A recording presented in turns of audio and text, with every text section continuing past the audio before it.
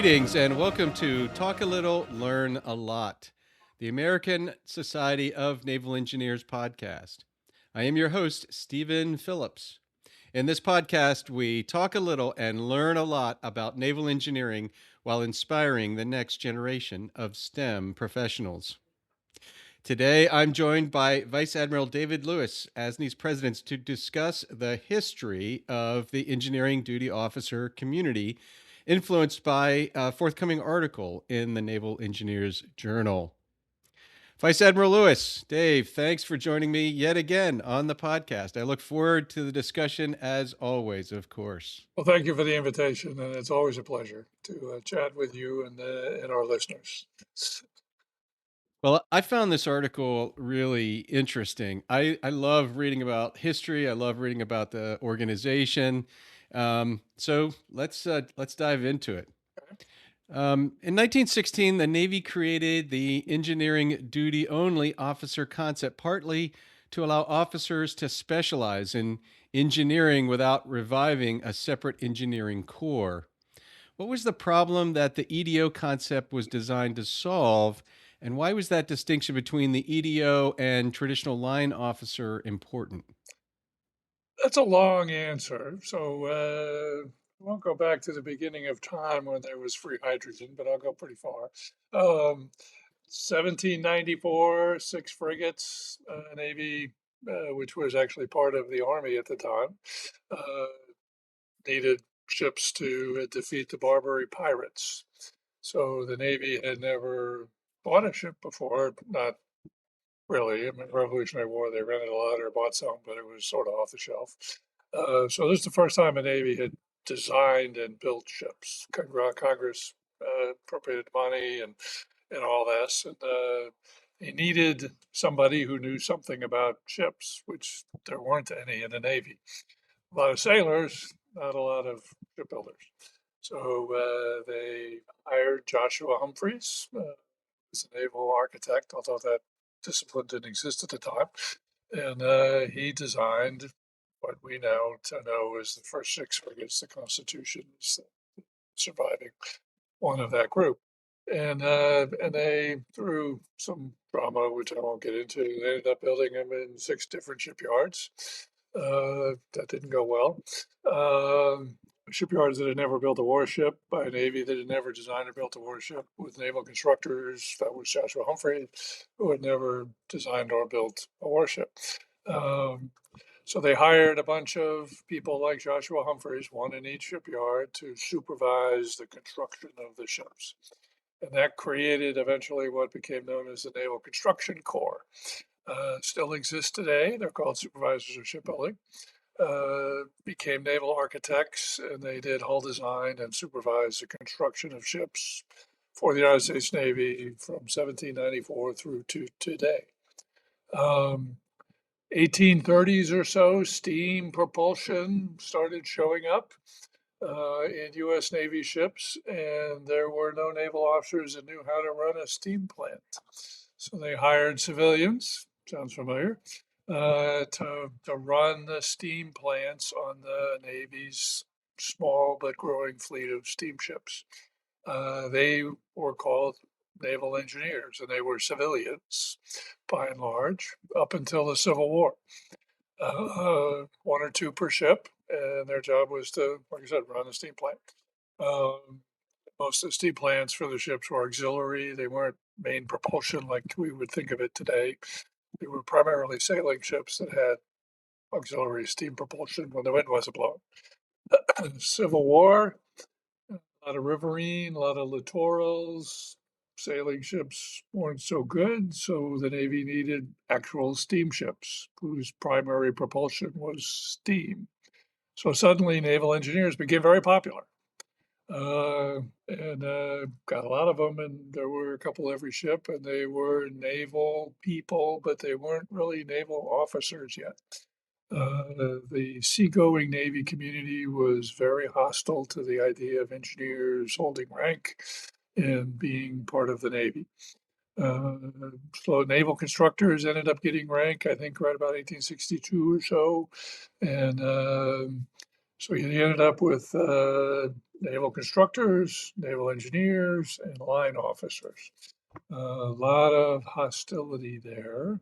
What's a naval officer? A lot of resentment from the line community about all this machinery, technology, engineering stuff. That's not what sailors do. Sailors sail ships. And, uh, and as the 1870s and 1880s and 1890s came along, new steel navy, ships stopped having sails. Great deal of drama about what is a naval officer. Uh, and wrote on that a little bit, a couple times. And what you described in 1916 was a realization that engineering was part of being a naval officer. So the Naval Academy had been founded to bring in naval engineering skills for naval officers. That was 1840s. So there was this very slow and very reluctant recognition by the unrestricted line community, what we now know as the unrestricted line community, that engineering was part of being a naval officer. Uh, and in engineering is included ordnance and then later electronics and all that stuff. And so by 1916 or so, there was a recognized naval engineering community, engineering duty officer only. There was still the separate naval constructor corps, and they sort of had a little,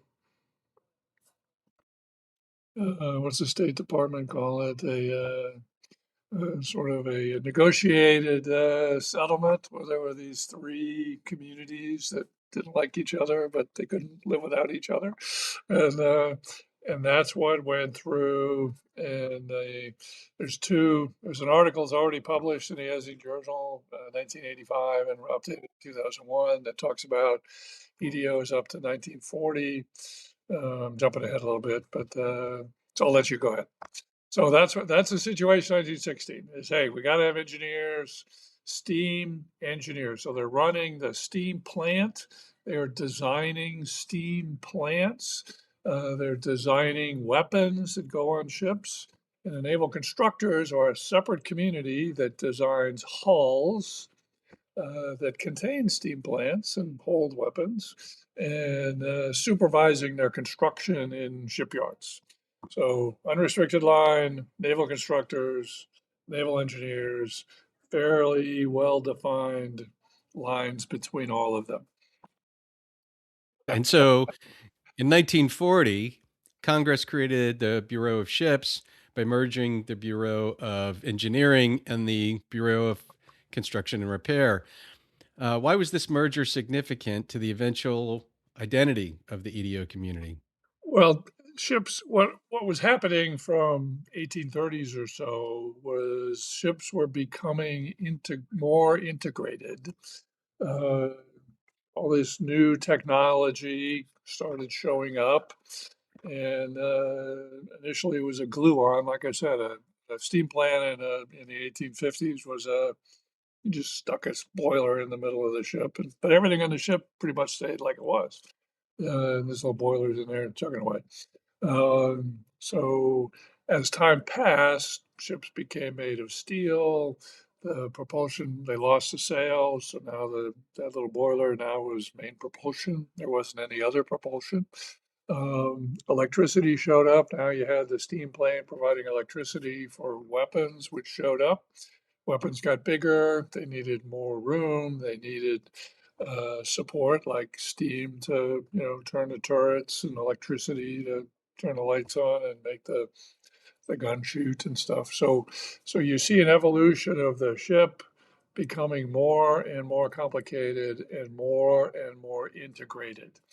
And in the 1920s and 1930s, now you have aviation coming in, fairly sophisticated weapon systems, naval rifles, long range shooting, 20, 30,000 yards, airplanes, electricity, torpedoes, mines, radio. Steam plants started to come into high pressure steam with the time of 600 psi steam, which was a big deal. In the early steamships, it was like 25 psi, 30 psi. So, that had evolved over a century. Um, and by 1940, there was a recognition that having those three separate things, unrestricted line officers, naval constructors, and engineering duty officers who did engineering plans, wasn't going to work. The ships were too complicated. You couldn't design the ship separate from the plant. You couldn't design the ship separate from the weapons that were on the ship. And the warfighters, the unrestricted line community, had to know about engineering and steam and weapons in order to be able to fight the ship. They were now core to the business of naval warfighting. So that naval constructors had been in the Bureau of Naval Construction, and then there was Bureau of Engineering. And by 1940, there was a recognition the war was coming. Japan, Hitler was already fighting, and Japan had already invaded China. So it was very clear that the United States was going to be in a big war, like imminent, making lots of ships. And the Vincent Trammell Act had passed. The Navy was buying millions of tons of ships. By then, the battleships were being built, aircraft carriers, all that stuff. And the two separate bureaus and the unrestricted line community recognized that they weren't going to be able to do that the way they were structured. So they combined engineering duty officer and the Naval Construction Corps and created few ships. Uh, Later, it's changing a couple of things out of the NAVSEA in the end, but because of the need to design integrated ships. Today, we would call them exquisite. We'll talk about that a little bit later.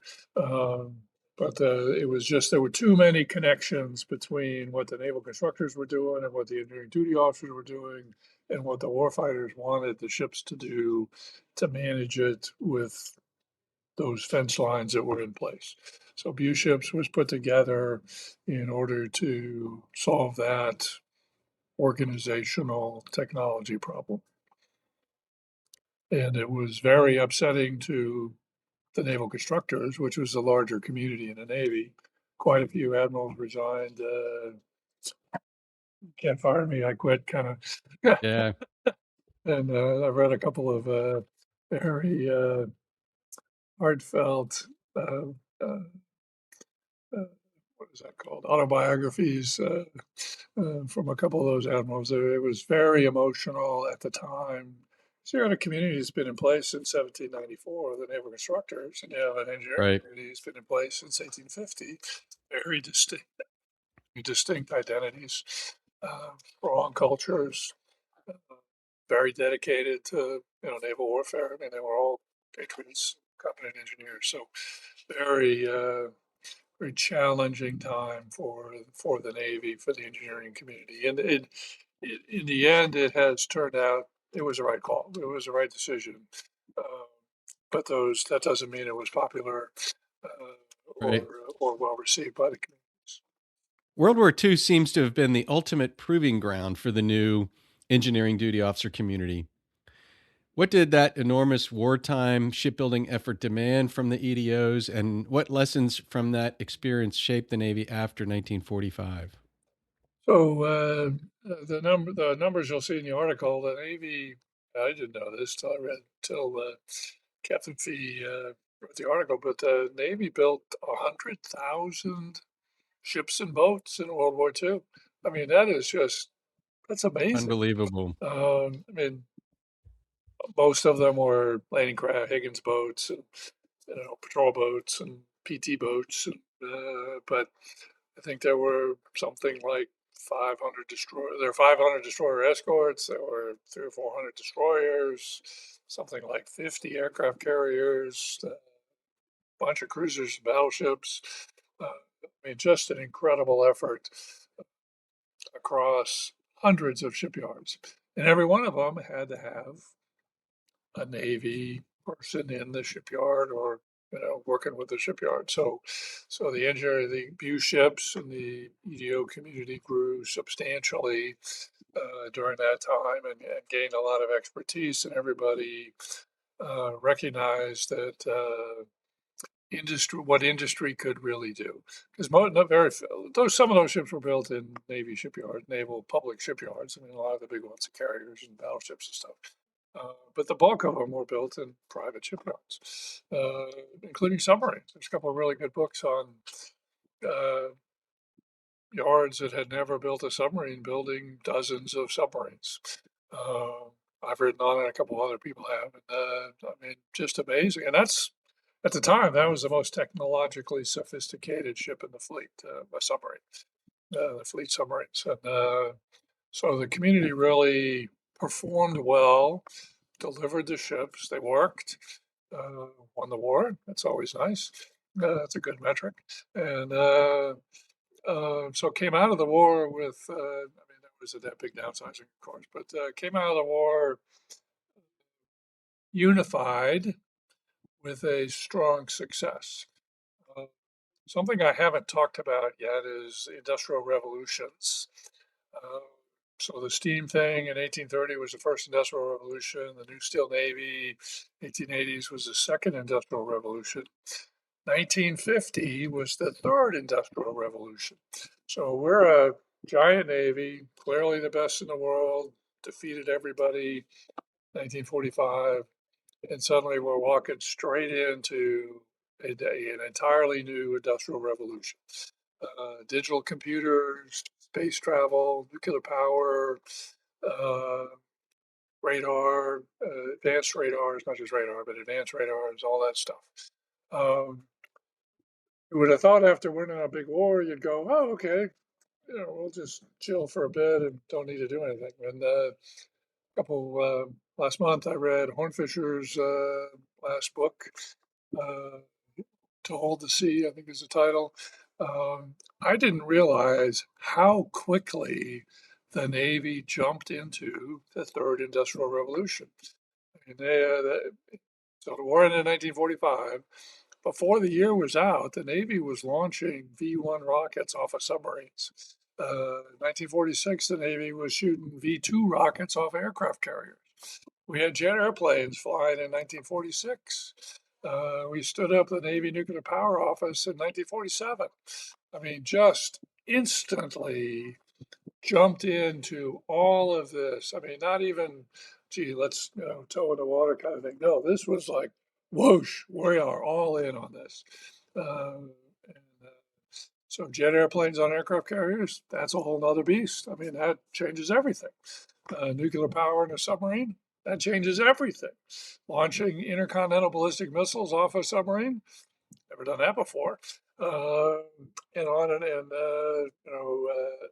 surface to air missiles on surface ships, anti-ship missiles off of surface ships. All of that stuff happened in that decade, 15 years after the end of World War II. And the EDO community was smack in the middle of it because that was all high tech stuff. You had Rickover, you had Meyer, Rayburn was aviator, but you had there was a ordnance engineering duty community for a while. There are still AEDOs, aviation engineering duty officers. Just an incredible period of innovation, um, which the Navy embraced completely. I mean, wholeheartedly. Uh, I've been challenged to find anybody that wasn't pushing as hard and as fast as they could. Now that we had the Soviet Union and the Cold War and all that stuff. I mean, there were reasons for it, but the level of embrace of new technologies, I think, was unprecedented. Is unprecedented, uh, and is a bit of a contrast to what's going on today. Yeah. So, The article also described, and you alluded to this, the weapons engineering duty officers and the increasing importance, as you again alluded to, because you have now all these new weapon systems, you have these new sensors on board. How did the advent of missiles and radar and sonar and electronics, how did that broaden what it meant to be an EDO? that's where Meyer, Admiral Meyer, Wade Meyer, Father Jesus, really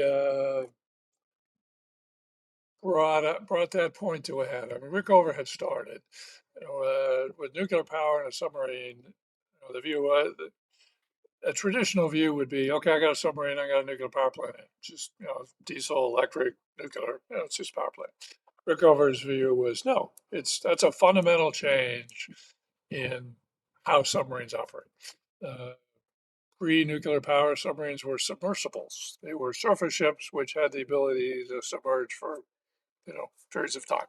With nuclear power, they are true submarines. In Rickover's view, that means they're fundamentally different than what came before and need to be managed as a unitary thing. And that's where Wayne Meyer went with ordnance. He said, you're not sticking an Aegis weapon system on a hull. That's an integrated, they are so integrated that the hull, the machinery system, is a support system for the weapon system. The purpose of the ship is the Aegis weapon system, and everything else feeds that. So that's that integrated ship concept taken to its end state, if you will. And that's still a tussle today. That's where you get to the exquisite ship, where everything is tightly coupled on the ship. We always have to, whenever we mention Admiral Meyer, of course, I have to then say the title of this podcast, Talk a Little, Learn a Lot, is an homage to Admiral Meyer's mantra, build a little, test a So, little, learn a lot. So I just always have to say that. okay, but that's true. That's what he did. Yeah. What you see in the Aegis program is what you saw in Polaris, what you saw in the Navy nuclear power program is exactly that kind of incremental. Because technology was changing so fast, and the Navy was pushing so hard, uh, couldn't envision the end state from where we sat at the time because you didn't know where that chain of events was going to go. So you build a little, you test a little, you learn a lot, then you iterate once, and then you build a little and you test a little and you learn a lot and you iterate again. So you end up with flight one, flight two, flight three, flight four. The Tartar Talos Terrier turns into SM1, that turns into SM1ER, that turns into SM2, that turns into SM2 Block 2, on you go. A great story, and it's a great process, and therefore a great mantra. And then the third industrial revolution kind of finished up. Uh, and unfortunately, that's where the article ends, is the year 2000, where the fourth industrial revolution starts up. And all those things that impacted the Navy so heavily in 1950 are now happening again. They're different things. It's AI and additive manufacturing and advanced manufacturing, and quantum computing and big data and ad hoc networks and all that stuff. But the same wave of innovative technologies are smacking the Navy in the face today. Um, where it gets interesting is a solution in 1830, 1880, and 1950 was to integrate more and more and more at the ship level, which really stressed the ship engineering part of the engineering discipline. And that's where EDOs live. And that's the point of the article is we as engineering duty officers became expert at integrating ships at a very high level, exquisite being the appropriate word. Right. What's happening today is the de-integration of ships. Yeah, or to put it more clearly, I think it's integration at the fleet level rather than at the ship level. Uh, the ships have become so complex that they are, I won't say unaffordable and unbuildable, but they are not very affordable and they're very, very hard to build. And to the point that they become unaffordable and unbuildable.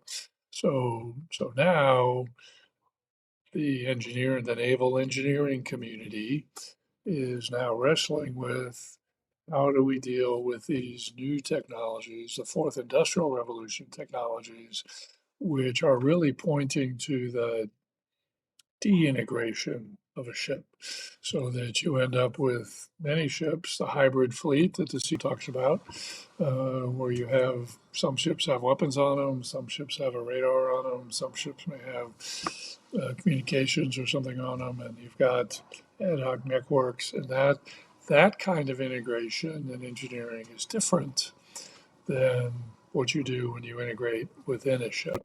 That's where the naval engineering community is today, is how to do that. And back to Meyer's point, is we don't know the end state. So, but at the end of the third industrial revolution, we did know the end state. We understood everything. We knew about digital Right. computers. We knew about software-defined radios and radars and all that. So we could envision the end state. So we Mm. built a process that starts with the end state, and then you design build to that. That's the waterfall, that's DoD 5000.1, that's the acquisition system and JSIDs and PPB and all that stuff. But now we're back to 1950, and we don't know those MSIC because we don't know the technology. I mean, it's not knowable. It's not that we're stupid. We're not stupid. We're Right. very smart. We just don't know. So those basic principles that Rickover and Rayburn and Meyer brought in, and Arleigh Burke as CNO and embraced, and Nimitz as CNO embraced, which was build a little, test a little, learn a lot, iterate, short, short steps. Secretary Danzig, Richard Danzig, former Secretary of the Navy, wrote a nice monograph called Driving in the Dark. And he said we should never plan anything beyond about 5 to 10 years because we just can't see that far. Right. So we are now in the exact situation that the community was in at the end of World War II and the beginning of the third industrial revolution. And then I'll put a plug in for ASNE. We were founded in 1888. Why were we founded in 1888? That was the beginning of the second industrial revolution. Steel, gun cotton, electricity, radio, aviation, submarines, torpedoes, and we didn't have a clue. All these new technologies, and again, we couldn't see where they were going. The Navy certainly couldn't, and industry couldn't. So ASNE was founded to help the Navy figure out what to do with these second industrial revolution technologies. And we did that, and we did that well. And a lot of the community stuff we've been talking about was the consequences of that thinking and talking, because we're a organization that brings people together to think and talk and work Yeah. our way through those problems. And then we did it again, third industrial revolution, and now it's time for it to happen again. The challenge is nobody alive today did it, has done it before because they're all dead. Right. From, Yeah. and so we have to learn it again. And which is why I really like this forum. That's why I really like the article, because it tells us how we solve this exact same problem 3 times before. We Right. have been down this road, and we know the answer. We just need to remember it. And so, hats off to Captain Fee, Jerry Fee, for doing the work that he has done both in 1985 and since then, and now in this latest article, because he has reminded us of our history, and he has reminded us of our skills, and he has pointed the road ahead. I've Yeah, read something indeed. recently. If you want to learn something new, read an old book. Yeah. It's a classic. And It's a Jerry good has done one. that for us. He has Yeah. shown us the way. And the way is what Rickover said, what he did and said, what Meyer did and said, and what Rayburn did and said. And that consolidation of the EDO community was the path to success before, to meet an objective, integrated ship. Now it's time to figure out what's happening, and you're seeing that change today in the warfighting acquisition system. You're seeing that change in the stand-up of the PAEs, program acquisition executives. You're seeing that in the changes with the syscoms, which is what UPU ships became. But the power of the syscom is going down because we don't need an integrated ship anymore. We need it integrated at a different level. And we Right. need a different organization in order to do that integration at a different level. Right. So what's happening today is, I think, a continuation of what happened before. And again, this article, I think, really lays that out well. And Yeah, for sure. Um, of course, you've also mentioned Hyman Rickover several times. What made his career different from a traditional EDO path, and what does his experience tell us about bringing different technical backgrounds into the community? I think he was a late add to the EDO community, as was Meyer. The article talks about that. He became an expert in electrical engineering, and then when nuclear power was kind of kicking around, the Navy really jumped into nuclear power. Again, after I didn't realize it until after I read Hornfisher's book. The Navy was the one that drove the second and third atomic bomb tests to find out what would happen to ships with nuclear warfare. The Navy drove that. The Navy ran that project. And Jerry Fee's father was heavily involved in that. Admiral, or then Captain Rickover, was assigned to kind of sort out this civilian nuclear reactor thing. So it wasn't the bomb; it was the peaceful use of nuclear reactors for potential submarine propulsion and stuff. And he really jumped into it. And he was the perfect guy for it because he was very technical. He had run a portion of few ships, the electrical divisions, through the war. So he had wartime experience. And so he knew, he had personal experience with what it takes to keep a ship in combat technically. So he was a great pick for that. Uh, and obviously he saw the value in it, so he kept pressing it. And technical rigor was his thing, which for a nuclear reactor, that makes a lot of sense. You don't want to wing it with a nuclear reactor. Yeah. And he demanded a very high level of rigor and excellence. A lot of people complain about nuclear programs. People aren't involved in it. And every time I've looked at something that happened within the nuclear program, there was always a legitimate technical reason for that thing that was happening. Right. Some failure, some problem, some issue had driven that, and then what what people saw externally was the outcome of that failure, and it's rigorous and has been highly successful in avoiding obviously accidents and that sort of stuff. So he really brought that high level of technical rigor into the engineering duty officer community through that. And then Meyer brought, as you said, that spirit of innovation and build a little, test a little, learn a lot. He really brought in that ship integration piece of it. And Rayburn in the Polaris program brought in industry. He was very good at bringing in a very broad research organization into the Polaris program. So, launching a intercontinental missile off of a submarine is a non-trivial technical problem, and Right. a lot of answers. Nobody's done that before, and so he brought in Johns Hopkins, created some organizations to do that.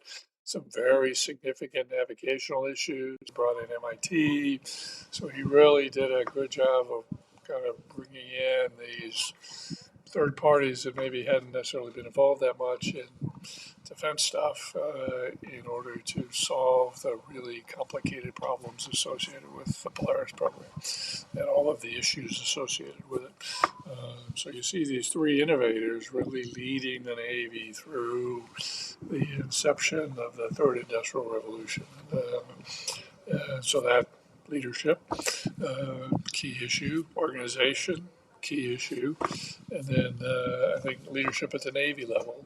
Arleigh Burke, um, one of my, I don't know if I can tell a personal story or not, but I will. For One of my sure. neighbors was a technical director at BuAer in the 50s, and they were looking at Army Jupiter rockets being launched off of submarines, and they had been told in the mid 50s to stop doing that in writing, and they ignored that direction. And then when Admiral Burke showed up, he said, "How come you're not done yet?" so, so, so Admiral Burke pushed hard for this stuff. He recognized the value. So strong leadership at the top, proper organization, and then I think strong, technically competent leadership. You can be a cheerleader, but if you don't know what you're doing, that's Only goes so far. it only goes so far. Yeah. So that's what we're wrestling with right now, and I think that's this article is very timely in that respect. Is Right. we are now going through all of those issues: strong leadership, organization, and then strong technical leadership, because these are hard problems. I mean, AI is a hard problem, and networking at the fleet level across 500 or 1,000 miles of open ocean in a contested environment, logistics, targeting. I mean, all that stuff. That's a hard problem. And if you approach it from, well, we don't know what the end state is, so we're not going to do anything until we do, nothing happens. While everybody, contemplates their navals, I guess. I don't know. Right. Right. So build a little, test a little, learn a lot becomes a very resurfaces as a very effective process. And to do that, you need those three elements I talked about. Yeah, for sure. Looking back across the entire 60-year period, what do you think is the enduring EDO DNA? What characteristics of the 1940 EDO community survived through all of these different reorganizations that are described in the article, the revolutions that you've described, the industrial revolutions, the changes in naval leadership, and what does that mean then for the EDOs today that they should learn from their history? I think the thing I got out of it, out of World War II, is EDOs deliver. We deliver. It's not a philosophical or theoretical discussion. Those are part of it, but it's product. We deliver product. 100,000 ships in 4 years is product. I mean, that's just amazing. And then if you look at nuclear power, after Nautilus, they delivered 22 nuclear ships in 7 years. That's product. Aegis program, 27 cruisers, and I think we're up to 84 destroyers with more to come. That's product. Polaris, it was 43 for Freedom, I believe, and then Ohio, and now Columbia. That's delivering products on time, on cost, a little more challenging. But I think it's what the community brings. And that's in an environment that it's not easy. Delivering product in the 50s was not easy. All these new technologies, like I've talked about, that was hard. It was hard work. And there was failure was very much an option at all times. And the EDO community was able to muscle their way through those opportunities for failure and deliver product. And today we have exactly the same situation, analogous situation. Hard problems, don't know the answers. Failure is very much an option on the table. See other people doing it all the time. And the EDO community has to be a leader in that.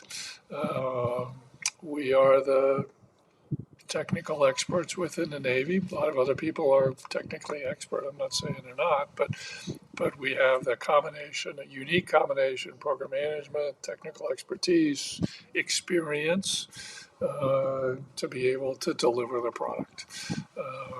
And the Navy is taking advantage of that, which is good.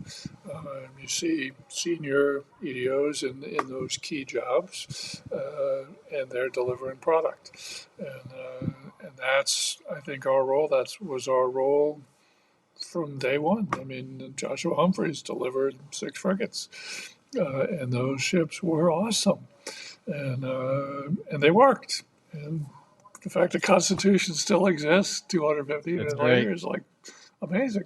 And, Yeah.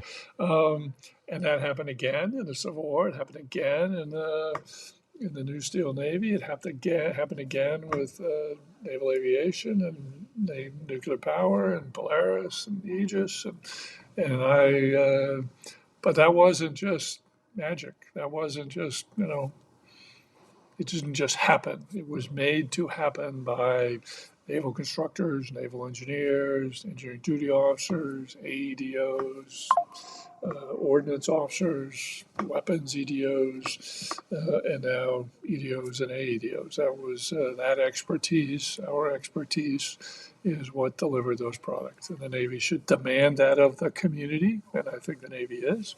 And then it's on the Navy to deliver. And as far as ASNE and the naval engineering community, that represents the broader civilian, the government civilian, academia, industry, plus the naval officers, working together to deliver. Because it's not just going to be the officers, and it's not just going to be civilians. It's not going to just be industry. It has to be all, because industry doesn't know what the Navy officers know. And the Navy officers don't necessarily know what industry knows. And academia doesn't know what either one of them know. But they all bring stuff to the table. And that's, I think, where SNAME and ASNE and the Navy League and the other professional societies shine, is in bringing those experts together to discuss what to do about these hard, intractable, complicated problems. All the easy stuff gets fixed by somebody else.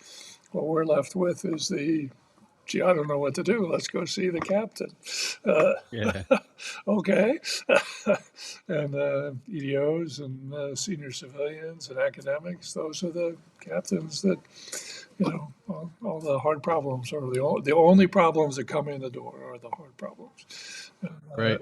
That's, I think, the responsibility and the value of engineering duty officer community, the technical community and the civilian world, the naval engineering community writ large, industry, academia, the FFRDCs, and all of those. These are hard problems, and there are no answers in the back of the book that we can look up.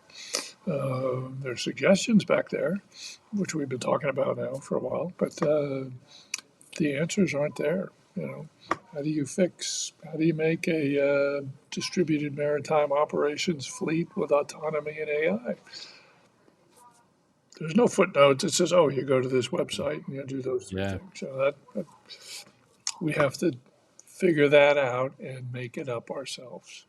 And then try it, and it won't work. And then we try it again, and it won't work. And we keep doing it, build a little, test a little, learn a lot, and off we go. So that's Indeed. the challenge. That's the opportunity, and I'm very excited about it. I mean, that's why we exist. This For sure. if this were an easy problem, somebody else would be doing it. Right. And so thank you, Vice Admiral David Lewis, for taking time today to talk to me about the history of the engineering duty officer community and indeed the forthcoming article. We've obviously just scratched the surface. And so Agreed. what I hope is that everybody will now go and read the article when it does come out. And indeed, sir, I'm sure we will welcome you back again to Talk a Little, Learn a Lot, the podcast of the American Society of Naval Engineers. Thank you very much.